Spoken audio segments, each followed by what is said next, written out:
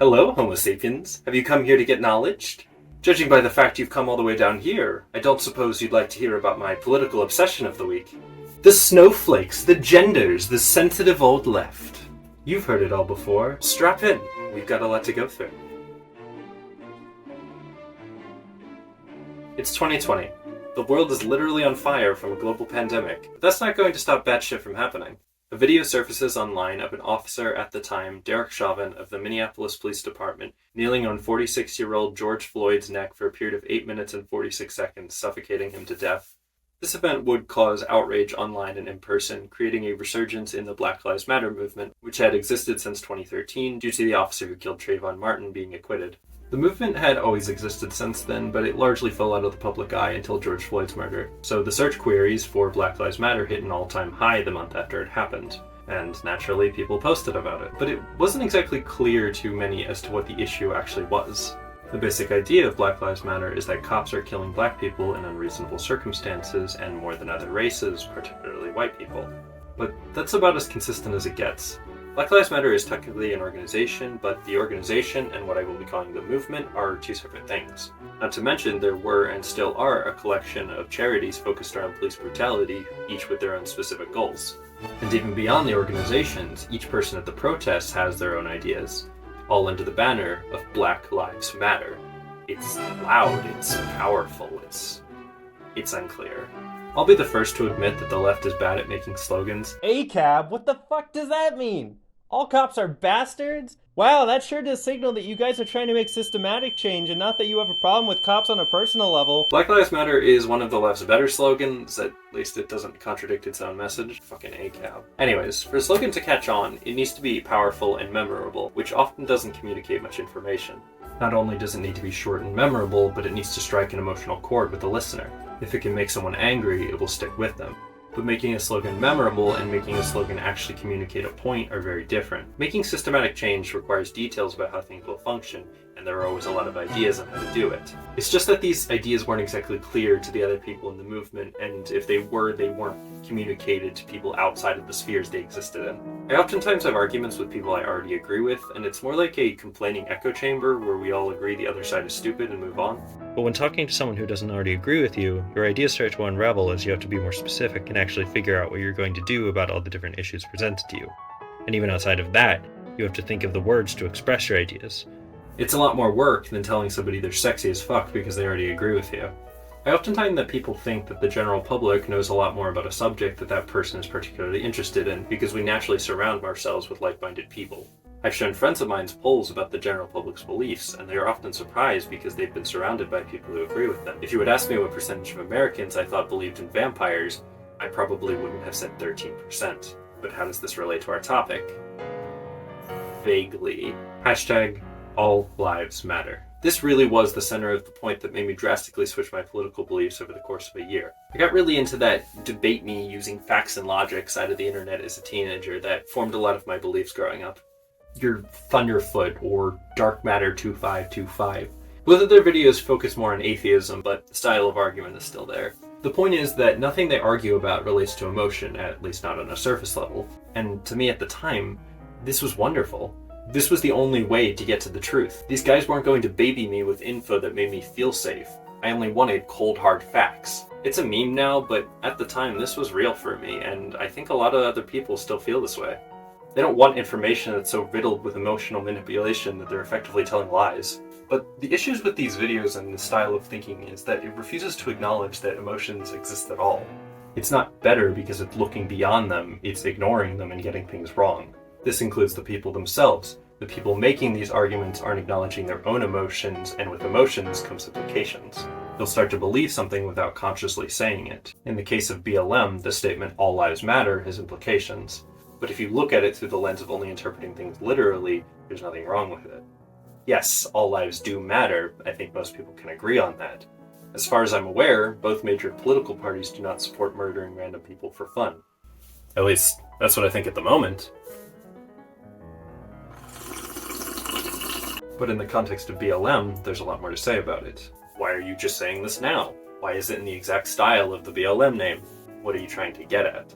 Words always have implications based on the context they are given in, and in this case, it sounds like you're trying to protest against the Black Lives Matter movement.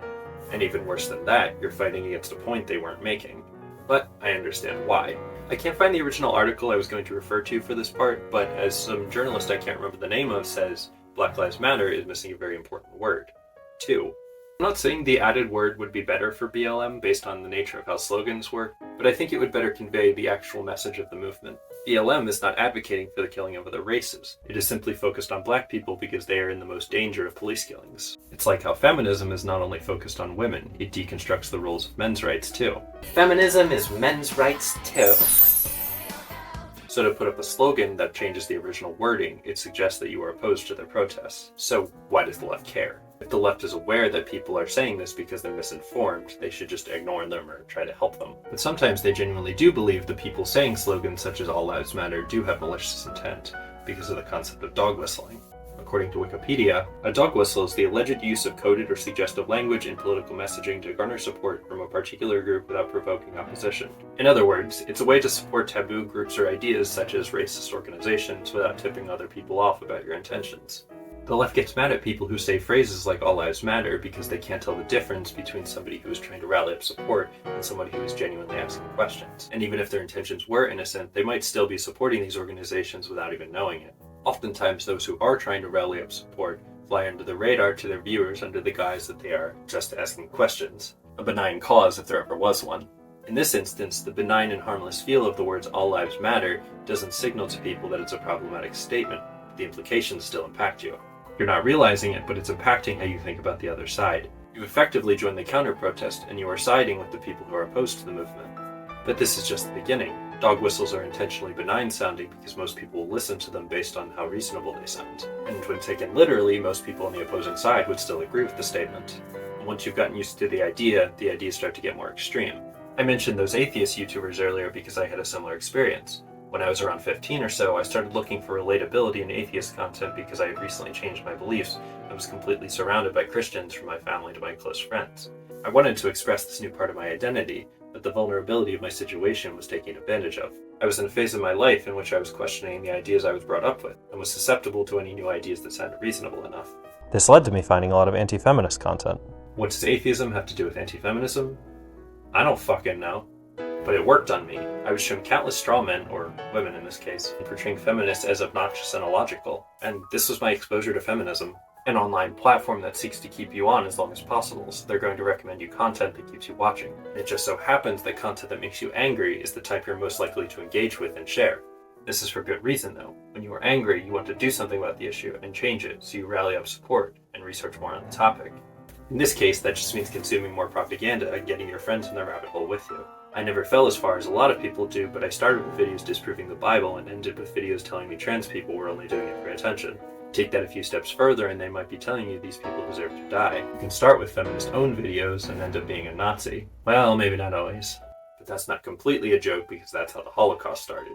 The people of Germany were in desperation from an economic crash. People were starving, losing their jobs. Inflation was high enough that all your old money was worthless. But suddenly, some guy named Adolf Hitler of the Nazi Party takes power and suddenly all your problems start disappearing. You get money that's worth something. There's job opportunities, more food, more quality of life. For some people, the first step of segregating the Jews was just by labeling them with the Star of David. Not really a big deal. But it creates the idea that they are different, a sort of other. Not to a high degree, but it creates the dynamic of us and them. The situation slowly escalated to the infamous stories we hear today, but it didn't start there. The soldiers were not immediately okay with killing millions of innocent people. Even when they were ordered to, many were reasonably upset and some outright refused. Many more likely would have if they hadn't created a falsified image of what Jews were like over the course of years. But I'm getting ahead of myself. Do I have any proof that dog whistling is actually used by people in power? Neither Donald Trump nor George W. Bush has explicitly ever said that their intentions were racist or trying to rally up racist people, but there is someone who has. Lee Atwater, Ronald Reagan and George Bush Sr.'s political advisor. In 1981, Atwater gave a private interview in the White House that was secretly recorded, and that recording would not be released to the public until 30 years later. Atwater was asked about getting the Southern vote in elections. This was his response. Just a disclaimer before I play this clip, it contains some racial slurs which I have censored. I do believe this interview is very important, and I would still recommend watching it because I believe it's important not only for this argument, but for the greater political spectrum. But I'm just giving you a heads up. If you would like to skip it, go to this timestamp listed here.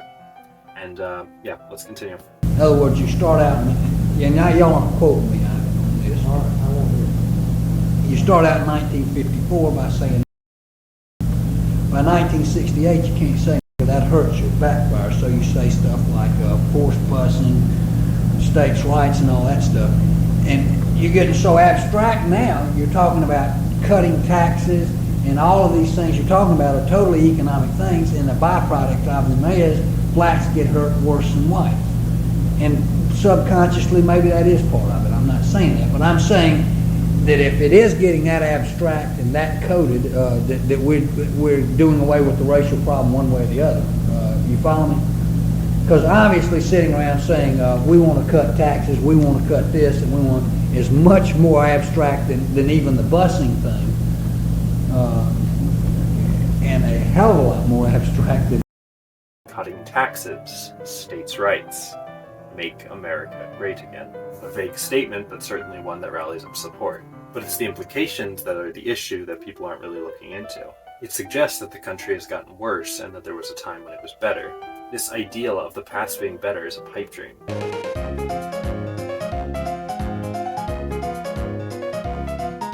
Sometimes things do get worse, but this idea that there were a lot less issues to deal with back then is simply not true.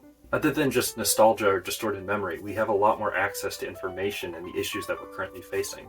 Technology changes and people change around it. People don't just get worse for no reason. What many people don't know about the phrase "Make America Great Again" is that Reagan used the phrase first. What era was Reagan referring to? Probably one that didn't exist. Or maybe one he doesn't want to admit to. In this time period that you think was so great, who was it actually great for? Maybe for you. My point is to say that politicians don't need to outwardly say something for people to get the message. Trump is not going to say he supports fascism or racism because it looks bad. It's not good PR. Those things are considered to be bad by modern standards, or at least the words do. They're going to code these words behind vague statements that still get the idea across to those who agree with it. However, this is just one aspect of people being offended. Arguably a more common form I will discuss in the next section. Chapter 2. Representation. A lot of the times when leftists are upset over comments made, it's in the context of a joke. Because of the backlash, phrases such as, "it's just a joke," or "can't make jokes about anything anymore," are commonly used. The rationale being, I didn't actually kill anyone in the Holocaust. I just joked about their state-funded murder. That's how people talk, right? So when it comes to making jokes, why do so many people have a problem with them? Well, this one is not exactly concrete, as it happens for a variety of different reasons. The first and most simple is just strawman, and the joke's punchline is based on something that isn't even true. Pretending that the opposing side is so ridiculous and unreasonable that they've even made jokes where the entire punchline is that the left is sensitive. I'm sure many of you have seen a skit about a comedian of the future trying to make jokes and people getting offended by literally anything. No jokes about chickens crossing the road. I identify as a road.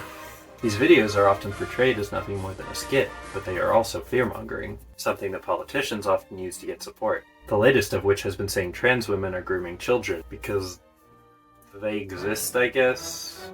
Some claim they're trying to make kids trans, but like, who is doing that? And they never bring up trans men, because apparently they're not a problem, or it just doesn't scare people enough. So it doesn't matter. None of it has to make any sense if people are already riled up. Anyway, back on topic. For any of you who have looked in conservative memery are probably familiar with the idea of the one joke, or at least that's how the leftists phrase it. The "I identify as," a statement that, without knowledge, does seem kind of ridiculous. But it's being used on a level that next to no one is actually using.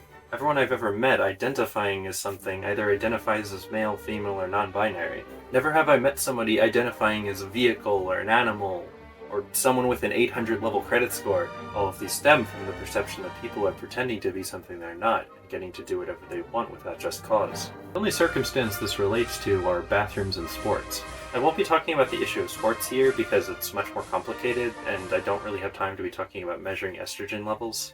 Regarding bathrooms, though, the first misunderstanding comes from not understanding that sex is not gender. Sex is the case of being biologically male or female, having XX or XY chromosomes. Gender is a social term assigned to people based on perception. And this is not a new thing.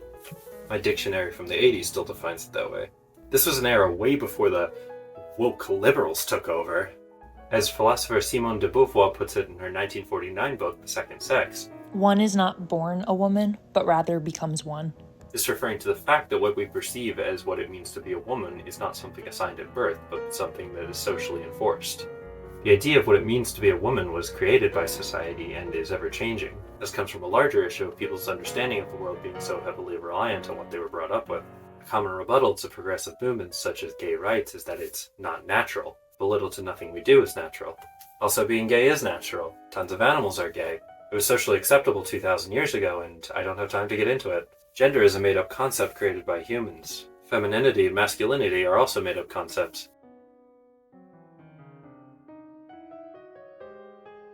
Even the idea of sex is not concrete, and has had to be held up over time by institutions fearing its instability. Intersex people of the past have been quite literally assigned by doctors to be raised as a boy or a girl, and it usually didn't end very well. Quite a few of them killed themselves. Most of what we considered to be normal was just the way things turned out, but that doesn't mean we can't change the way things are to allow more people to be happy. The status quo is just that, the way things are. Many things don't have a reason to be the way they are, so it only makes sense to change things if it'll help people. But why is it the right's job to change when the left could just tolerate the right's jokes? Well, most of the time, the left doesn't really have a choice. It's often a debate over whether a conservative person has to stop making a joke, or a trans person to stop being trans and suffer the mental cruelties of being in the wrong gender. And just because someone doesn't understand these issues doesn't mean they're not real. It's much less effort and suffering for the person telling the joke to just tell a different joke. Offensive humor is not the only kind. The majority of my humor as a teenager was often shock humor. But look how far I've come now. Now most of my jokes have something to do with ejaculation. But these jokes aren't necessarily offensive because they're making fun of a minority group. They're usually offensive because they're lacking any knowledge of the group in question. In other words, they're not funny. People can laugh at themselves when they feel the jokes are made in good faith, but many of these people making jokes genuinely don't want these groups to exist. Oftentimes a rebuttal to this whole thing is that the person making the joke would not take much offense to the same circumstance happening to their identity, but these situations aren't exactly the same. If you're living in a society largely consisting of people with the same identities as you, you've largely been able to make it through with very little derision to your identity. And if you have, it was likely made by people of the same group who understand it. Even if it was from another group, many of these jokes only become annoying after they've been made time and time again. If you're going to be offensive, at least be original. Speaking largely about minority groups, they are much more likely to know the kind of jokes that are made about them and how truthful they are, so they are able to make much more original and clever jokes. The main exception I see to this is black comedians pandering to white crowds by making the same jokes about black people you've heard time and time again. People are okay with others making fun of the groups they're in because they are much more familiar with the nuances and struggles that these people go through. But then why do so many consider it okay for black people to make fun of white people and gay people to make fun of straight people and not vice versa? Well, there's two main reasons. The first being that these minority groups have been exposed to these majority groups throughout their life. It's all around them. The majority is seen as the default and makes up most of the media and culture of a given country. Likely, these minority groups have been much more exposed to the majority's culture than the majority has been to theirs. The section is what the section's been named after, representation. Representation seems kind of stupid to a lot of people on the surface of it. The main complaints I hear are, "Why did they have to make this movie political?" Or, "Why is this character black?" Well, very loud critic that looks just like me, I actually do know where these complaints come from. Believe it or not, most major corporations don't give a fuck about marginalized groups. That idea was cemented for me when I saw that many of them don't use rainbow logos in areas where being gay isn't socially acceptable. So these characters being black or gay can feel superficial, like they were only put there for woke points or whatever you want to call it. But does it really matter why they're there? If a company donates to charity to make themselves look better, does it really matter why they did it? As human beings, we tend to care about motivation, but from an outcome-based focus, oftentimes it doesn't matter why they did it. We should just be happy that it happened at all.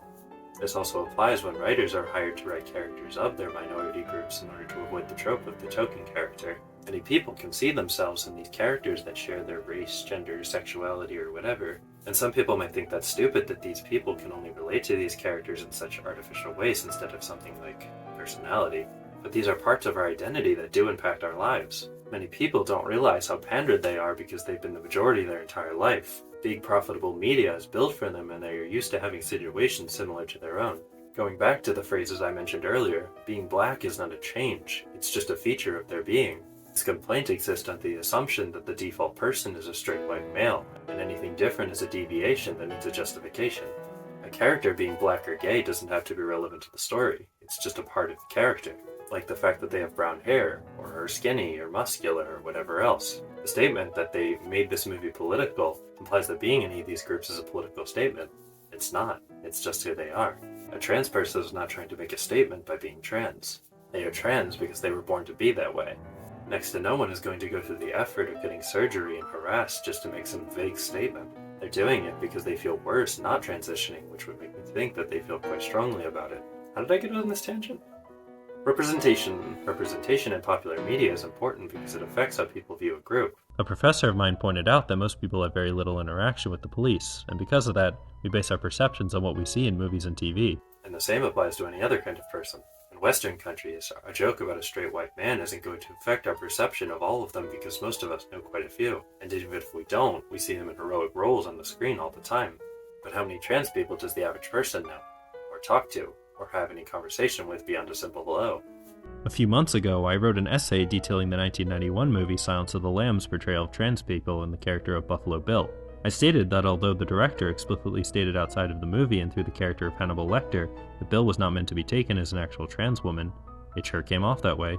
To prevent spoilers for anyone who hasn't seen it, I'll avoid much detail, but Buffalo Bill is a serial killer who does some pretty gruesome stuff and behaves in a way similar to a lot of gay and trans stereotypes, such as putting on a creepy falsetto voice, having a poodle named Precious, and putting on an excessive amount of makeup and flamboyant clothing.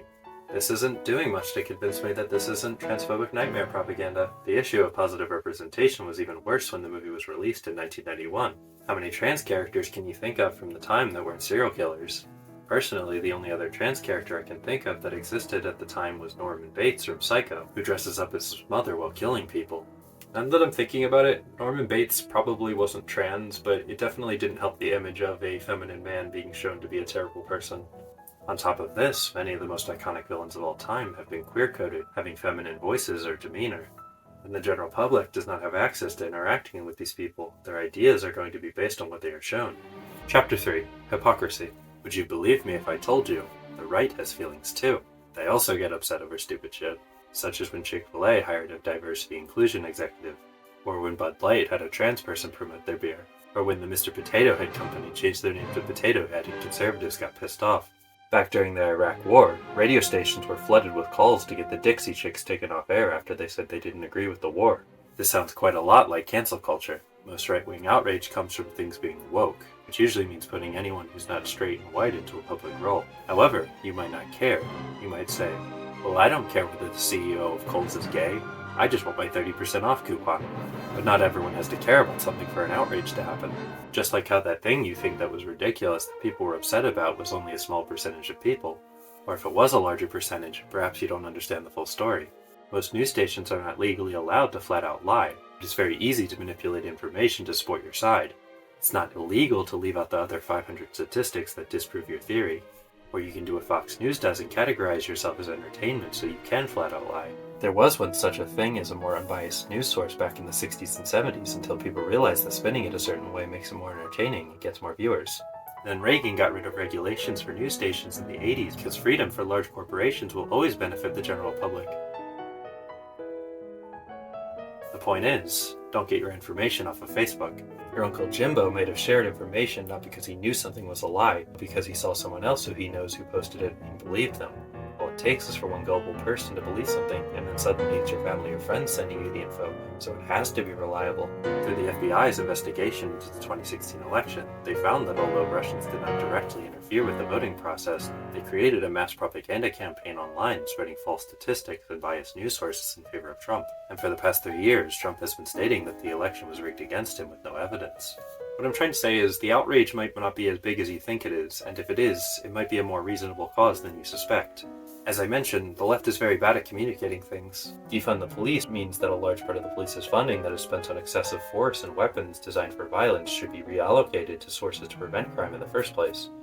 As Aristotle stated, poverty is the parent of crime and revolution. Abolish the police refers to recreating law enforcement from the ground up, imagining a new way to build an institution that seeks to improve people instead of locking them up in a prison system designed to keep them coming back. And ACAB means something completely separate from what it says. Hopefully this was helpful for some of you. I went on a lot of tangents during this whole thing, but I find it necessary to inform people about things that many people take for granted. Politics are massively complicated and many different parts of it intersect. There are many things I said here that went unaddressed, but a video can only be so long. If you have a response or any questions to anything I've said here, why not leave a comment? I might respond. Probably not. To wrap things up, my suggestions for the left are to pick slogans that do not imply the wrong message, or to find better ways to communicate your points. Do not use Twitter to spread your opinions. Or ever. Do not assume somebody has bad intentions if you don't know them. Most people are ignorant, not malicious. If you want people on your side, you're going to have to be more forgiving. People do not automatically become mature at 18 and stay the same person after that point. We are a product of our environment. Not everyone should be judged on the same standards. I know you don't like these people, but their vote is worth just as much as yours, and if you're going to have any change, you're going to need to convince them of your beliefs. For the right, I suggest 3 phrases. If they are not hurting anyone, let people enjoy things. There is no correct way to live. Your way of living is not the only way of living. And finally, if something isn't complicated, it probably isn't true. I know the human brain loves simplicity, but that's just not how the world works. And finally, for the centrists. You are not above politics. Voting for both parties does not make you immune to criticism. It takes an active effort to be apolitical. You will be able to do little to nothing without expressing some sort of political opinion. I'll be honest, I have some personal beef with the centrist. Don't worry about it. So good night to you all. I'll see you in your dreams.